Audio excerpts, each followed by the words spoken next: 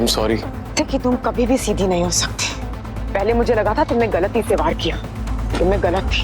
तुम गलत समझ रही हो अवनी, ये सिर्फ एक एक्सीडेंट था। पहले मैंने तुम्हें जाने दिया था, लेकिन इस बार नहीं।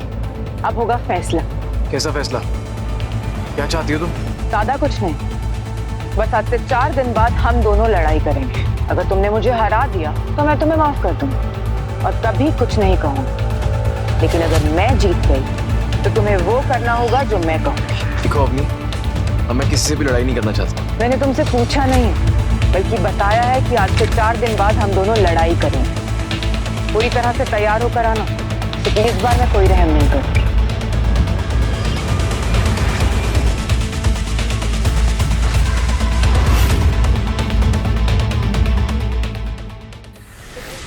ये कहानी उस दिन शुरू होती है जब वीर रहेजा अपनी पहली शिकार पर निकला था।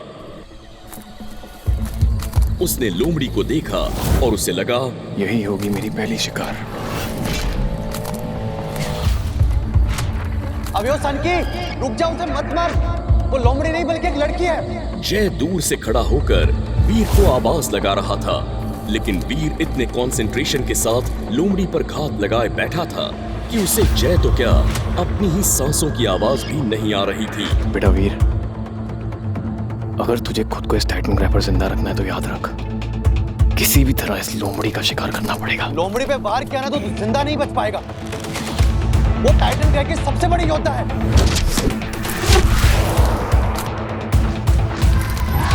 वीर ने अपना जादुई खंजर निकाला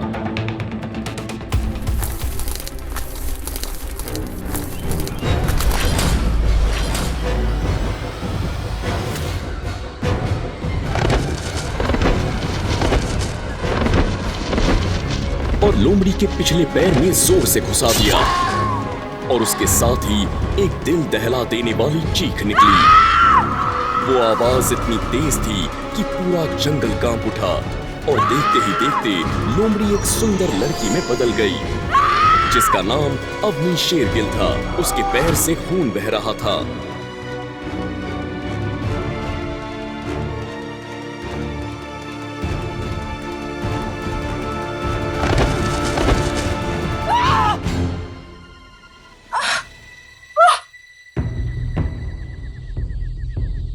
अबे अंधा है क्या?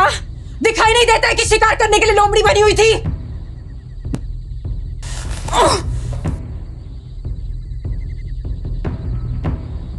मुझे माफ कर दो, मुझे लगा लोमड़ी है। पूरा टाइटन ग्रह जानता है कि अपनी शेरगिली लोमड़ी का भेष बदलती है। तुझे नहीं मालूम? मैं आज ही टाइटन ग्रह पे आया हूँ, मुझे कैसे पता होगा? अच्छे से जानती हूँ तुम जैसे बदमाश लड़कों को मौका चाहिए होता है लड़कियों को छूने का, उनके करीब आने का। तुम मुझे गलत समझ रही हो।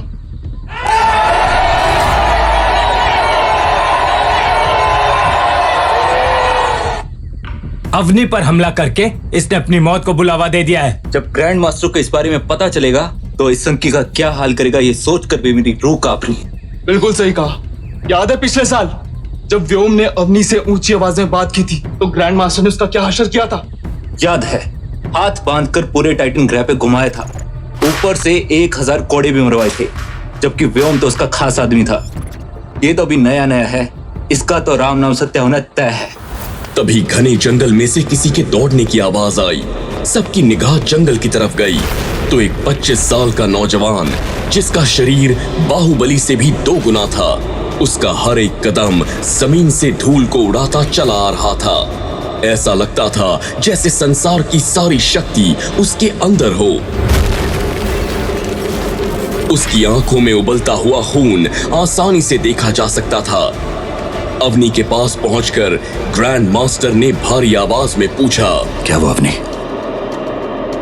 कोई परेशानी है क्या? जो सिर्फ थोड़ी सी चोट है, इसका मतलब ये नहीं कि तुम मेरे ऊपर जान से मारना शुरू कर दो। अवनी डार्लिंग, गुस्सा क्यों होती हो? चोट लगी है ना? देवाश्रम तक छोड़ा? पहले तुम मुझे डार्लिंग बोलना बंद कर। अपने आप भी जा सकते हो।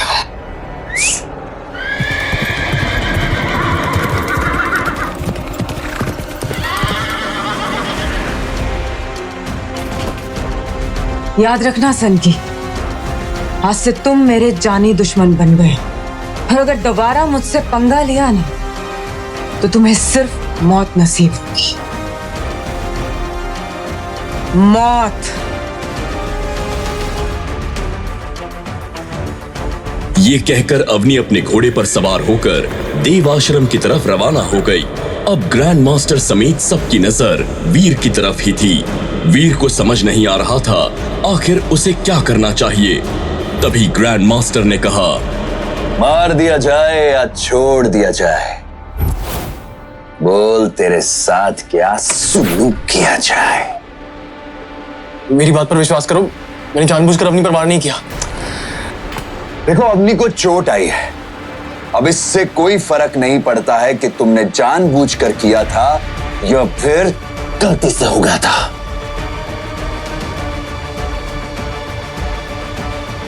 तुम्हें सजा तो मिलेगी। बताओ, कौन सी सजा चाहिए? मुझे जाने दो। मैं विश्वास दिलाता हूं कि आज के बाद कभी भी इस तरह की गलती नहीं करूंगा। मुझे माफ कर दो। मैंने तो तुमसे पूछा कि सजा क्या चाहिए, तुम तो माफी मांगने लगे। चलो, तुम सब लोग बताओ कि इसको क्या सजा मिलनी चाहिए।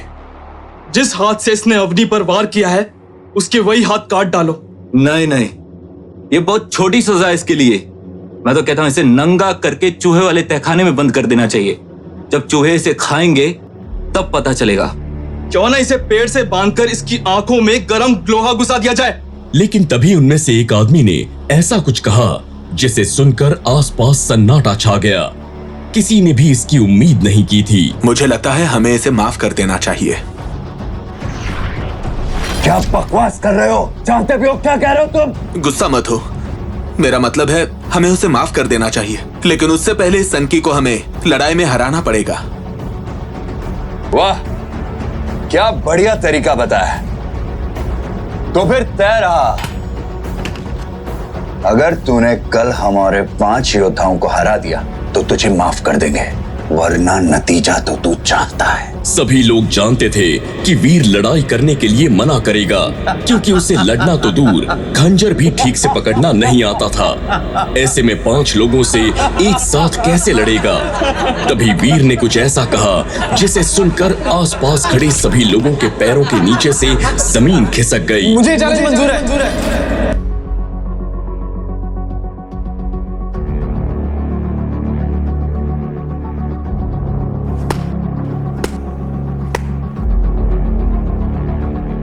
तो भाई ठीक है, कल शाम देव आश्रम के प्रैक्टिस एरिया में तुम्हारा मुकाबला होगा। व्योम, अवनी को बता दो कि ग्रैंड मास्टर ने इस संकी को सबक सिखाने का अच्छा तरीका ढूंढ लिया है। क्या ग्रैंड मास्टर वीर को माफ कर देगा या होगा वीर का टाइटन ग्रह पर आखिरी दिन? ये जानना दिलचस्प होगा। तो चलिए सुनते हैं आगे की कहानी। पूरा देव आश्रम वीर का मुकाबला देखने के लिए एक्साइटेड था। हर कोई जानना चाहता था कि जिसे टाइटन ग्रह पर आए 1 दिन भी नहीं हुआ, आखिर वो कैसे 5 लोगों से लड़ता है। ग्रैंड मास्टर ने भी अपनी टीम के 5 सबसे शक्तिशाली योद्धाओं को तैयार कर लिया था। वीर को पहले से ही मार्शल आर्ट्स आते थे, इसलिए वो पूरी तरह से निश्चिंत था। उसे विश्वास था कि वो उन 5 को हरा देगा।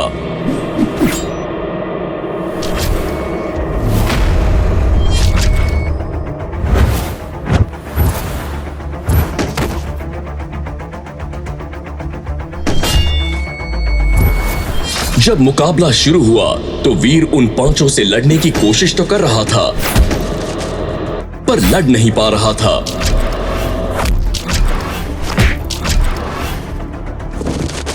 अगर मार्शल आर्ट्स के मूव्स में शार्पनेस नहीं है तो वो किसी कचरे से कम नहीं। यही तुम्हारा हाल है वीर। एडवांस लेवल के मार्शल आर्ट्स सीखने के बाद भी किसी काम के नहीं।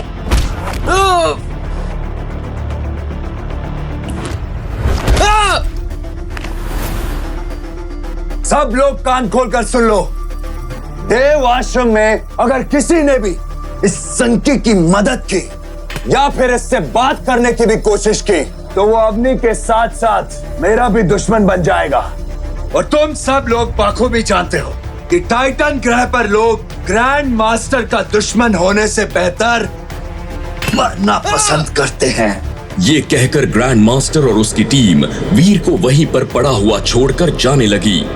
तभी ग्रैंड मास्टर के दिमाग में कुछ आया और उसने शैतानी हंसी हंसते हुए कहा, ए छछुंदर, चैलेंज तो तू हार गया है और तेरी सजा ये है कि मैं तुझे 3 महीने का वक्त देता हूं। खुद को तैयार कर ले, जितना कर सकता है, फिर दोबारा तेरा मुकाबला होगा।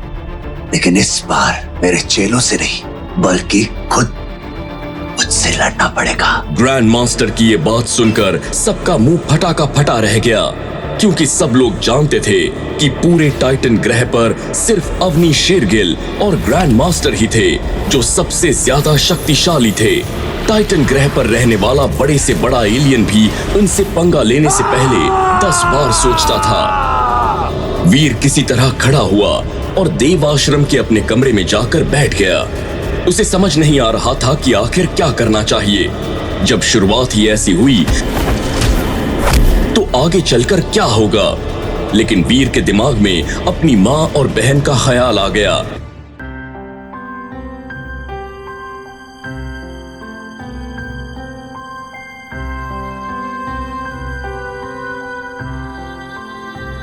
उनको दिया वचन याद आने लगा, जिस वजह से उसे पृथ्वी से करोड़ों मील दूर टाइटन ग्रह पर आना पड़ा। और फिर अपने चाचा और बुआ के शब्द उसके कानों में गूंजने लगे। बाढ़ में जाए भाभी, एक तो हमारे भैया को खा गई, ऊपर से पूरी प्रॉपर्टी पे कुंडली मार कर बैठी है। प्यार से कह रहे हैं घर गाली कर दो, वरना बाहर निकालने के दूसरे तरीके भी आते हैं। जुबान संभाल कर चाचा।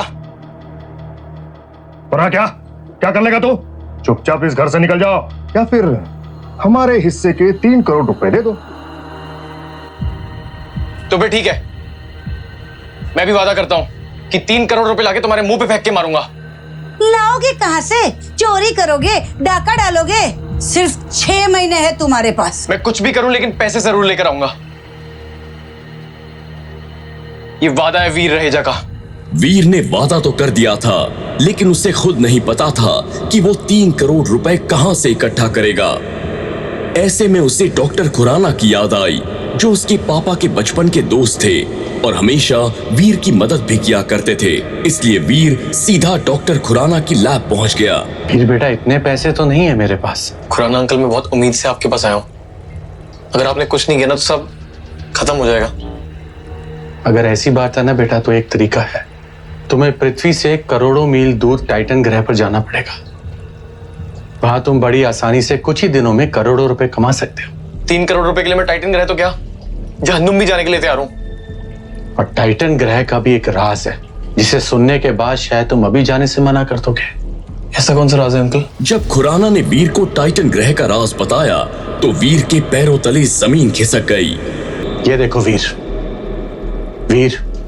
टाइटन ग्रह पर इंसानों के साथ साथ बहुत खतरनाक एलियन भी है, जिनका आधा सर तो इंसानों का है और आधा जानवर का, और जिसे मारकर उसकी सोल से तुम ताकतवर बन सकते हो या उसे करोड़ों रुपए में बेच भी सकते हो। मैं जाने के लिए तैयार हूं अंकल, बताइए मुझे क्या करना होगा। उसके बाद डॉक्टर खुराना वीर को एक टेलीबूथ के अंदर ले आए और अपने लैपटॉप की मदद से टेलीबूथ को एक्टिवेट कर दिया। फिर देखते ही देखते पूरे टेलीबूथ के अंदर धुआं भर गया था, और जब धुआं छटा तो वीर टाइटन ग्रह पहुंच चुका था। खैर, अब वीर देव आश्रम के अपने कमरे में बैठा अपने घर की बातें सोच ही रहा था। तभी उसने खुद में ही एक फैसला लिया। बेटा वीर, याद रख तू यहाँ पर किस लिए आया है।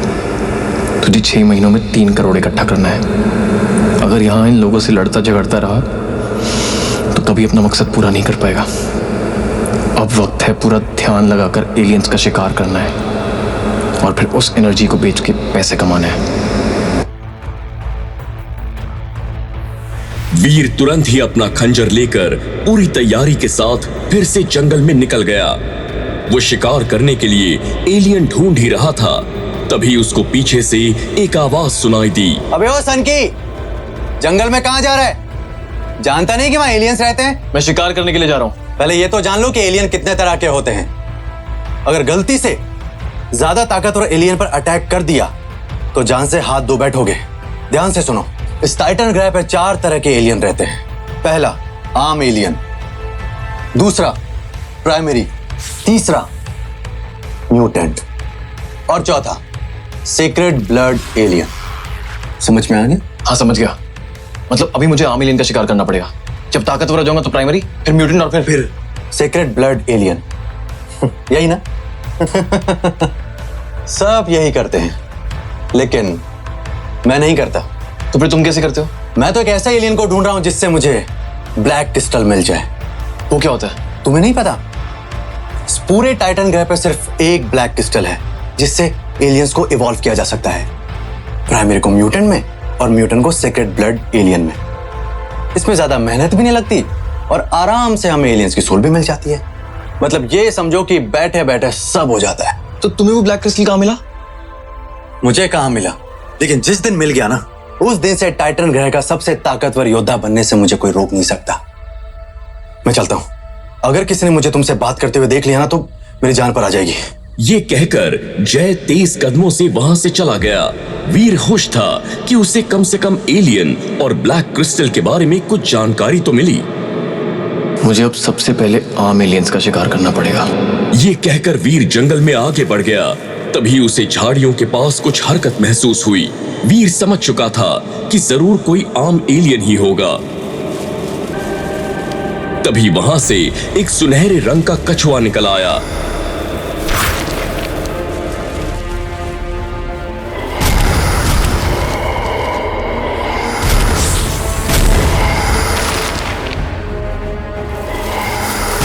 मुझे लगा था कोई आम एलियन होगा, लेकिन तो बहुत ही खतरनाक है।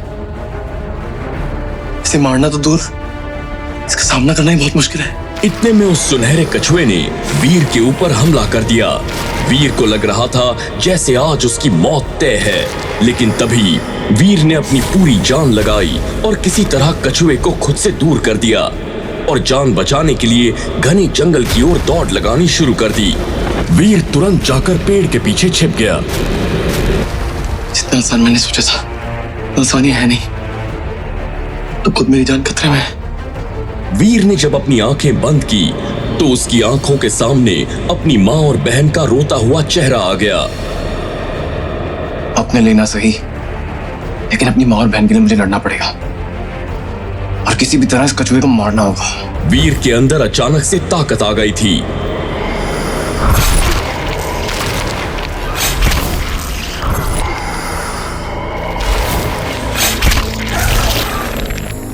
कछुआ मर चुका था। तभी वीर के सामने एक नीले रंग की ट्रांसपेरेंट स्क्रीन आ गई। सुनहरा कछुआ मारा गया। 0 से 10 जीन पॉइंट्स हासिल करने के लिए सुनहरे कवच की एनर्जी लें।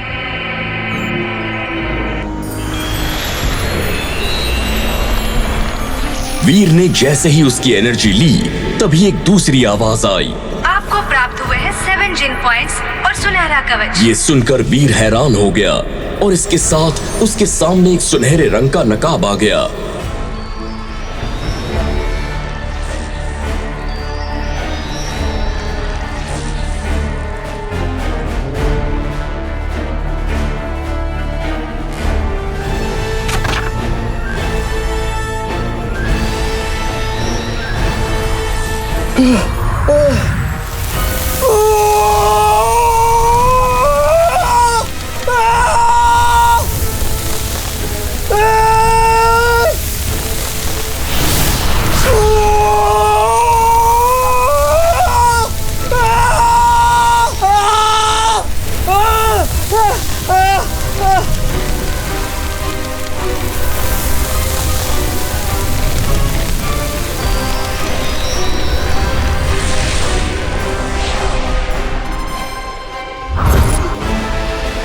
इसे पहनने के बाद वीर को खुद के अंदर ताकत महसूस हो रही थी। उसने अपनी ताकत चेक करने के लिए पूरी जान से एक पेड़ पर मुक्का मार दिया और तभी उस पेड़ में बड़ी सी दरार आ गई। यह देखकर वीर खुशी से झूम उठा। तभी उसे कछुए के शरीर में कुछ चमकता हुआ दिखाई दिया। वीर ने जाकर देखा तो एक ब्लैक रंग का क्रिस्टल था। वीर को तभी जय की कही हुई बात याद आ गई। इस पूरे टाइटन ग्रह पर सिर्फ एक ब्लैक क्रिस्टल है जिससे एलियंस को इवॉल्व किया जा सकता है। अगर ये वही ब्लैक क्रिस्टल है जिसके बारे में जय बात कर रहा था, लगता है आज मेरी किस्मत बहुत अच्छी है। पहला शिकार भी मिल गया और ब्लैक क्रिस्टल भी मिल गया। वीर को यकीन नहीं हो रहा था कि ये क्रिस्टल सच में काम करता है या नहीं, इसलिए वीर ने एक बिल्ली को पकड़कर उसे वो क्रिस्टल खिला दिया और देखते ही देखते बिल्ली का आकार भी बढ़ गया।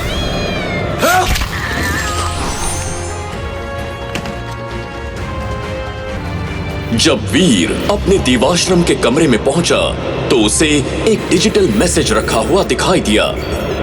वीर, तुम्हें जल्द से जल्द वापस पृथ्वी ग्रह पर आना होगा। मेरे पास तुम्हारे लिए 2 बुरी खबरें हैं जिन्हें मैं यहाँ पर नहीं बता सकता, और याद रहे कि इस बारे में किसी को पता ना चले। वीर तुरंत ही टेलीपोर्ट की मदद से पृथ्वी ग्रह पहुंच गया था और डॉक्टर खुराना की लैब में खड़ा था। क्या हुआ खुराना अंकल, आपने मुझे इतनी जल्दी यहाँ क्यों बुलाया और आप इतने परेशान क्यों दिख रहे हो? वीर, जो बात मैं तुझे बताने जा रहा हूं हो सकता है उसको सुनकर तुम्हें सदमा लगे बेटा, और तुम्हारे लिए बात जानना बहुत जरूरी है। खुराना अंकल, ऐसा बोल के आप मुझे बहुत डरा रहे हो। प्लीज बताइए बात क्या है? बेटा, कल शाम को तुम्हारी माँ की तबीयत बहुत खराब हो गई थी। उन्हें जब एडमिट कराया हॉस्पिटल में तो डॉक्टर ने बताया कि उनको एक बहुत रेयर डिजीज है जिनकी तुरंत सर्जरी करनी पड़ेगी। उसके लिए बेटा कम से कम 1 करोड़ रुपए का खर्चा आएगा। ये सुनकर वीर अंदर से टूट चुका था। उसे समझ नहीं आ रहा था कि आखिर उसे क्या करना चाहिए।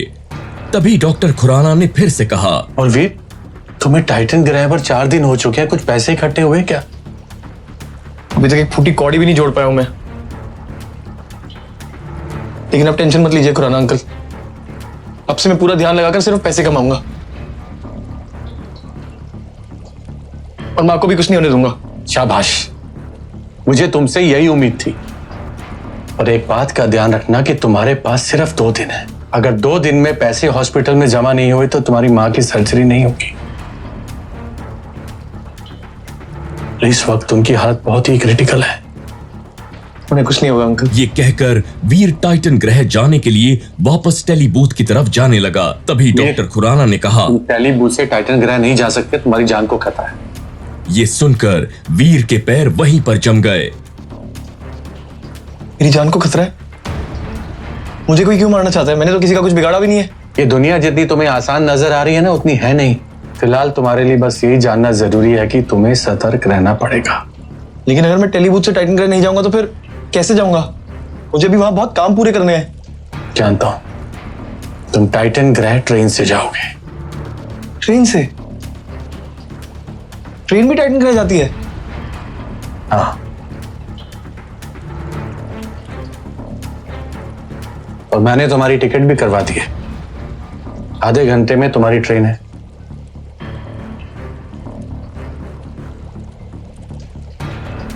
ये कहकर डॉक्टर खुराना वीर को रेलवे स्टेशन की ओर ले गए।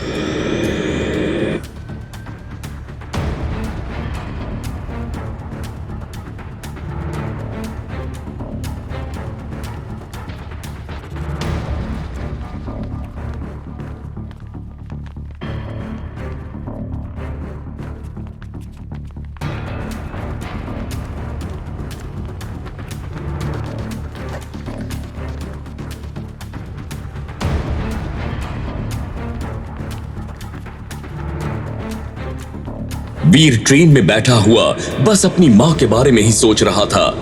उसने कभी सोचा भी नहीं था कि उसके सामने ऐसी कोई मुसीबत भी आ जाएगी। लेकिन तभी अचानक से ट्रेन में झटका आया। वीर को एहसास हो गया कि वो गिर गया था। जब वीर थोड़ा होश में आया तो उसे एहसास हुआ कि वो अवनी थी और वीर उसी के ऊपर गिर गया था। I am sorry. कि तुम कभी भी सीधी नहीं हो सकती। पहले मुझे लगा था तुमने गलती से वार किया, लेकिन मैं गलत थी। मैंने जानबूझकर नहीं किया है। ट्रेन में अचानक से झटका लगा और मैं गिर गया। बहुत अच्छे से जानती हूँ तुम्हारे जैसे लड़कों मौका मिला नहीं कि बस छूने की कोशिश करते हैं। तुम गलत समझ रही हो अवनी, ये सिर्फ एक एक्सीडेंट था। पहले मैंने तुम्हें जाने दिया था, लेकिन इस बार नहीं। अब होगा फैसला। कैसा फैसला? क्या चाहती हो तुम? ज्यादा कुछ नहीं, बस आज से 4 दिन बाद हम दोनों लड़ाई करेंगे। अगर तुमने मुझे हरा दिया तो मैं तुम्हें माफ कर दूंगी और कभी कुछ नहीं कहूंगी। लेकिन अगर मैं जीत गई तो तुम्हें वो करना होगा जो मैं कहूंगी। देखो अवनी, अब मैं किसी से भी लड़ाई नहीं करना चाहता। मैंने तुमसे पूछा नहीं है, बल्कि बताया है कि आज से 4 दिन बाद हम दोनों लड़ाई करेंगे। पूरी तरह से तैयार होकर आना, क्योंकि इस बार मैं कोई रहम नहीं करूंगी।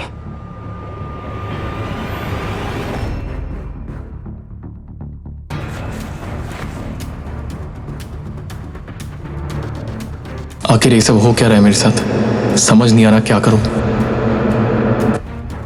इधर ग्रैंड मास्टर और अपनी मेरी जान के पीछे पड़े हैं, और उधर मेरी माँ जिंदगी और मौत के बीच झूल रही है। सर्जरी के लिए पैसे इकट्ठा करने हैं, फिर चाचा को 3 करोड़ देकर घर भी वापस लेना है। इतना सब कुछ मैं कैसे करूंगा? वीर ने ठान लिया था कि अब चाहे उसे कुछ भी करना पड़े, वो पैसे इकट्ठा करके ही रहेगा।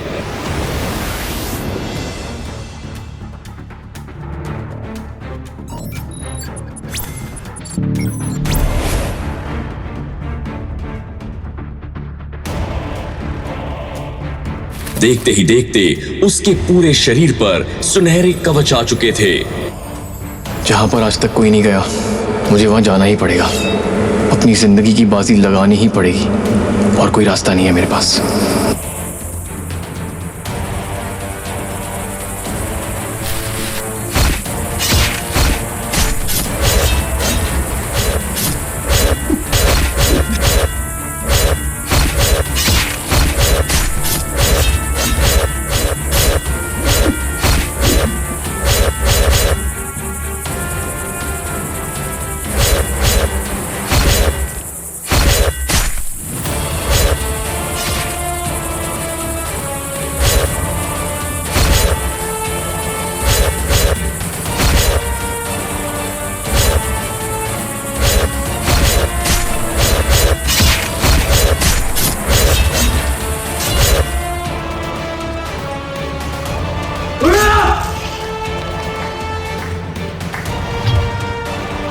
तुम इंसान हो या भगवान के भेजे फरिश्ते?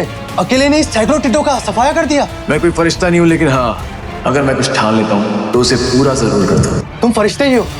जानते हो ना, टाइटन ग्रे की सबसे बड़ी योद्धा अवनी शेरगिल और ग्रैंड मास्टर भी अकेले यहाँ शिकार पे नहीं आते, और तुमने अकेले नहीं यहाँ का सफाया कर दिया। देखो, मेरे पास वक्त बहुत कम है। तुम्हें मुझसे क्या काम है ये बताओ। तुम अकेले इतने सारे फुर्तीले टिड्डों के क्या करोगे? एक काम करो, तुम ये सारे टिड्डे मुझे बेच दो। वीर को ये डील किसी अलीबाबा के खजाने से कम नहीं लग रही थी, और वैसे भी इतने सारे टिड्डों को वो कैसे ले जाता? अगर वो इन्हें यहीं पर बेच दे तो आगे और शिकार के लिए जा सकता है। तो ठीक है, मैं तुम्हें एक टिड्डा 20,000 में बेचूंगा। यदि इतने सारे टिड्डे मैं गिनने लगा तो मुझे शाम हो जाएगी। एक काम करो, ये सारे टिड्डे तुम मुझे 1 करोड़ में बेच दो। वीर ने तुरंत ही जय के साथ सौदा कर लिया था। जय ने भी डिजिटल रुपीस वीर को ट्रांसफर किए। ये लो, 1 करोड़ और 50 लाख एक्स्ट्रा। और अगली बार से जब भी तुम कोई अच्छा शिकार करोगे तो मुझे ही बेचोगे। तो ठीक है, ये डील रही। जनाब, जाते जाते कम से कम अपना नाम तो बता दो। डॉलर। तुम मुझे डॉलर बुला सकते हो।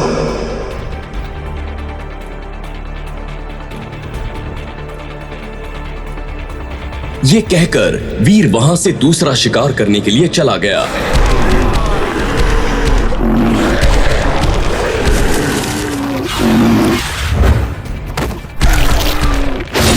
बड़ी मशक्कत के बाद वीर ने एक तांबे के सींग वाले गेंडे को पकड़ा था, और अब वो उसे ब्लैक क्रिस्टल खिलाकर सीक्रेट ब्लड एलियन में बदलना चाहता था। इसलिए वो उस गेंडे को अपने साथ लेकर देवाश्रम आ रहा था।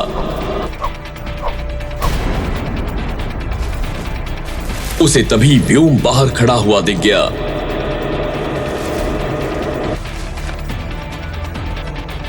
चलो अच्छा है, कम से कम पहला शिकार किया तो सही, वरना टाइटन ग्रह पर रिकॉर्ड बन जाता कि एक लड़का आया था जो मच्छर तक नहीं मार पाया। वीर का तो मन कर रहा था कि वो व्योम को बता दे कि उसने फुर्तीले टिड्डे मारे हैं। उसके पास ब्लैक क्रिस्टल है जो किसी भी एलियन को इवॉल्व कर सकता है। उसके पास सुनहरा कवच है, लेकिन वीर ने कुछ नहीं कहा। वीर व्योम को नजरअंदाज करके जाने की कोशिश कर रहा था, लेकिन व्योम को ये बात पची नहीं, और उसने वीर से गुस्से में कहा, तेरी हिम्मत कैसे हुई मुझे नजरअंदाज करके जाने की? पहले दिन की मार भूल गया क्या? देखो व्योम, मैं कोई झगड़ा नहीं करना चाहता, मुझे जाने दो। झगड़ा नहीं करना चाहता। तेरे जैसे छुछुंदर को एक बारी में मसल कर रख दो, समझा? वीर ने इस बार भी व्योम की किसी बात पर ध्यान नहीं दिया और फिर से जाने लगा। व्योम ने तुरंत ही अपनी तलवार निकाली और गुस्से में वीर पर वार कर दिया। वीर ने अपने बचाव के लिए सिर्फ अपना हाथ आगे किया, लेकिन एक तेज रोशनी के साथ व्योम की तलवार 2 हिस्सों में टूट गई। व्योम कुछ समझ पाता उससे पहले ही वीर गेंडे को लेकर अपने कमरे में चला गया। मेरे बिना कुछ किए व्योम की तलवार के 2 हिस्से हो गए। इसका मतलब मेरी ताकत सच में बढ़ गई है। इधर वीर अपने कमरे में बैठा था, वहीं दूसरी तरफ जय ने डॉलर के बारे में पूरे देव आश्रम में बता दिया था। हर कोई ये जानना चाहता था कि आखिर ये डॉलर है कौन, कहां से आया है, और अगर वो इतना ही ताकतवर है तो किसी ने उसे अब तक क्यों नहीं देखा। जय, मुझे सच सच बताओ, आखिर ये डॉलर है कौन और तुम इसे कैसे जानते हो? अवनी, मैं सच कह रहा हूँ। आज लौटते वक्त फुर्तीले टिड्डों के इलाके में पहली बार मिला था उससे मैं, और उसने सैकड़ों टिड्डों को एक साथ मार गिराया था। क्या कहा? सैकड़ों टिड्डों को अकेले ही? पर आज तक कभी भी कोई भी 5 टिड्डों से ऊपर नहीं मार पाया। इसलिए तो मैं हैरान रह गया अवनी, और उससे मैंने उन टिड्डों का सौदा कर लिया था। वो दिखता कैसा था? उसका पूरा शरीर सुनहरे रंग के कवच से ढका हुआ था और उसके हाथ में एक मामूली सी खंजर थी। मामूली से खंजर से कोई कैसे टिड्डों का सफाया कर सकते? जरूर उसके अंदर कोई स्पेशल शक्तियां होंगी। बिल्कुल सही कहा आपने। उसे देखकर कोई बता सकता है नहीं कि वो इतना बड़ा योद्धा होगा। तो फिर ठीक है, तुम मेरी मुलाकात डॉलर से करवा रहे हो। लेकिन अवनी, मैं उससे पहली बार मिला हूँ। मैं नहीं जानता कि वो कहाँ रहता है, कैसा दिखता है। मैं कुछ नहीं जानती जय। अगर तुमने मेरी मुलाकात डॉलर से नहीं करवाई तो याद रखना तुम्हारी मौत तय है। आखिर अवनी डॉलर से क्यों मिलना चाहती थी? क्या अवनी डॉलर से मिल पाएगी या वो चलेगी अपनी कोई चाल? आगे की कहानी जानने के लिए देखें अगला एपिसोड सिर्फ पॉकेट FM के YouTube चैनल पर, और शुरवीर के सारे एपिसोड्स को सुनने के लिए डिस्क्रिप्शन में दी लिंक से डाउनलोड करें पॉकेट FM ऐप।